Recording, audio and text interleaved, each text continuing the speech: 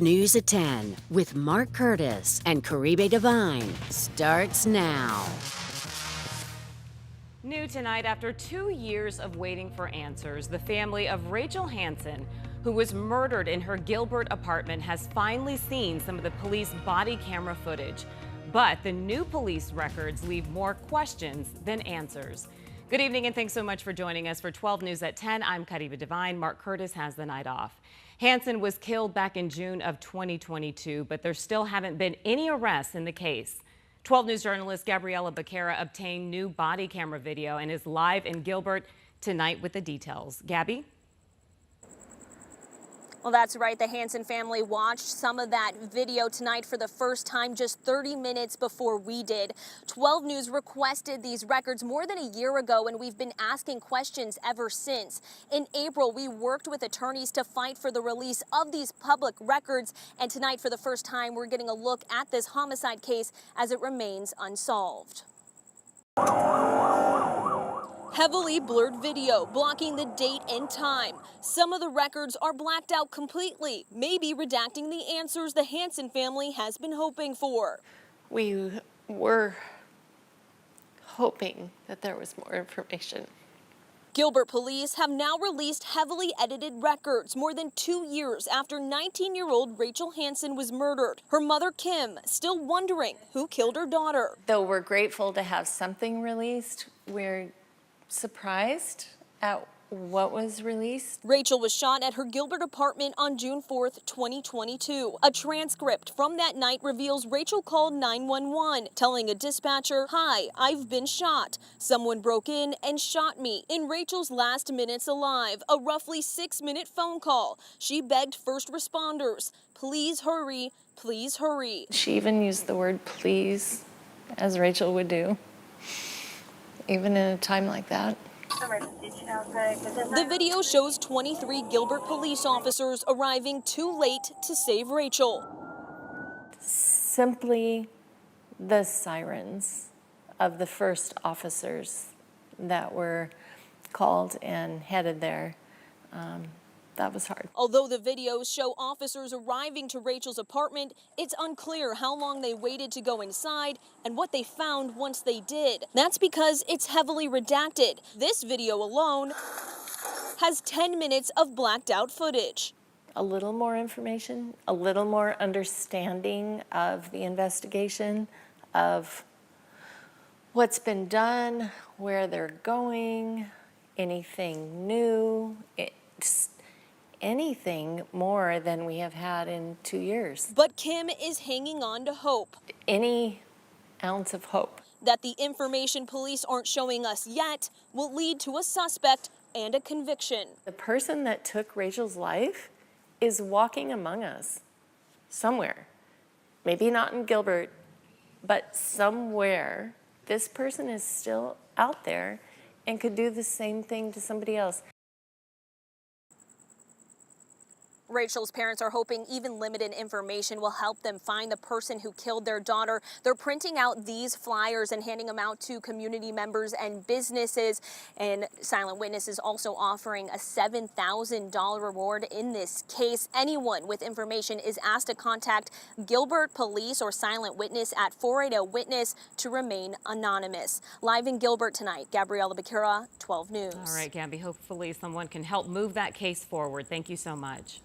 New details tonight in a bizarre story that has grabbed worldwide attention. A Wells Fargo employee found dead at her desk in Tempe 4 days after she badged in. Tonight, we continue to hear from people who work there wondering how it could have taken so long to find the woman. 12 News journalist Jade Cunningham continues her reporting on this tragic story tonight, hearing from workers who are raising new concerns.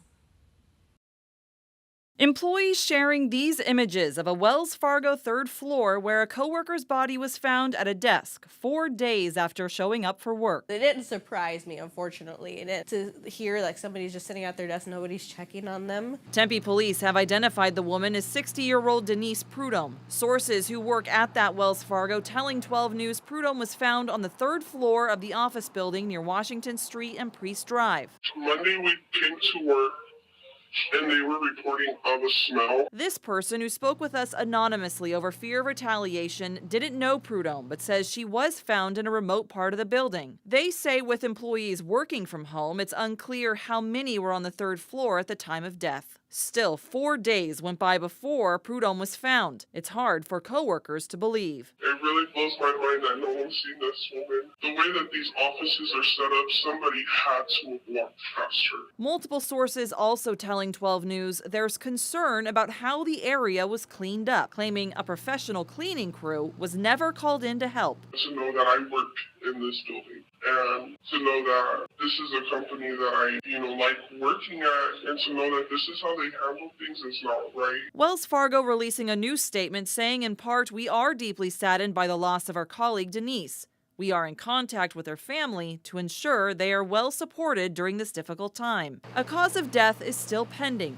Tempe police denying 12 News' request for an interview, saying they have so far released everything they can in regards to this case. Jade Cunningham, 12 News. All right, Jade, thank you. New at 10, a nationwide burglary ring is busted. Tonight, 6 people are behind bars for an elaborate scheme that targeted nearly 100 cities across the country, including one right here in the Valley. 12 News journalist Jonathan McCall is in studio tonight with how the ring operated and why it's similar to another group that 12 News has told you about. And Jonathan, how did they pull this off? Yeah, Caribe, federal investigators say the leaders of this Southern California ring recruited burglary tourists from South America, targeting expensive items in cities all across America. That's set up very similar to the dinnertime burglaries in Scottsdale that we first told you about earlier this year, where burglary suspects from South America were targeting expensive homes in the East Valley at dinner time.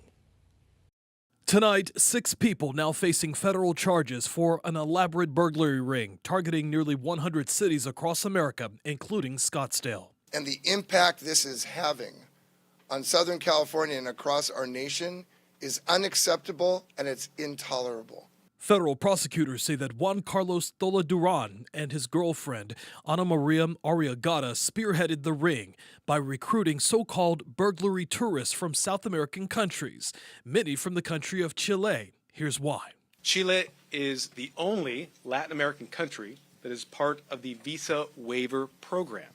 This allows people in Chile to obtain automatic tourist visas without going through the usual vetting that other tourist visas require.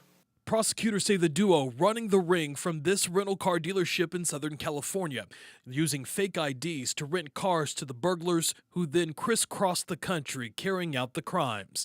Between January of 2018 to July of this year, prosecutors say the thieves shoplifted from stores, burglarized homes and businesses, stealing jewelry, expensive merchandise, along with cash, credit cards, and debit cards.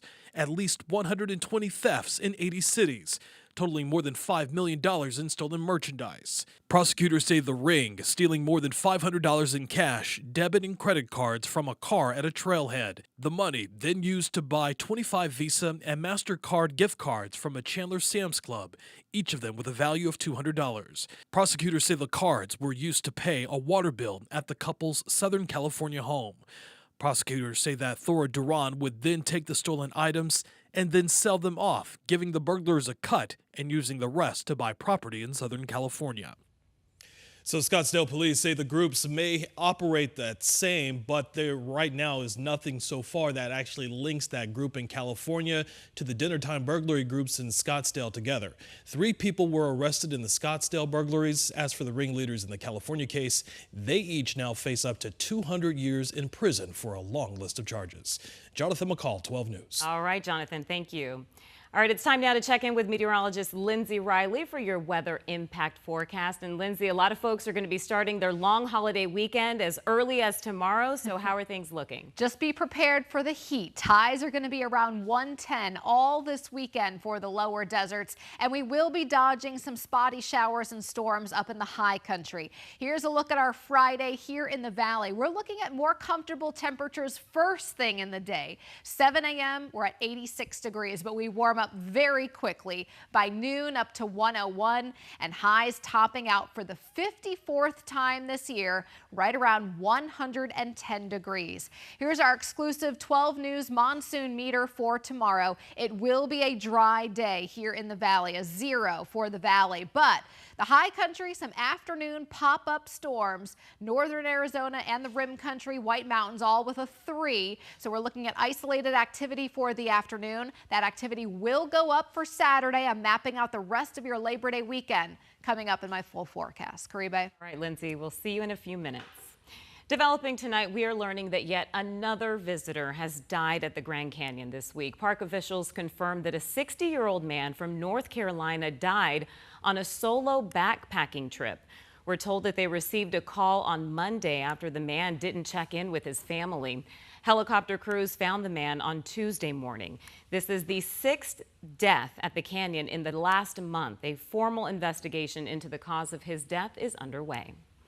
Meanwhile, ahead of the holiday weekend, multiple hotels inside the Grand Canyon are being forced to close after a series of major waterline breaks.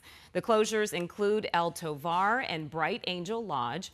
Park officials say that they're implementing stage 4 water restrictions because of 4 breaks in the Trans-Canyon waterline. They have been having issues with this all the way back since July 8th, and right now no water is being pumped into either the north or the south rim. Overnight hotel accommodations located outside the park in Tusayan are not being impacted.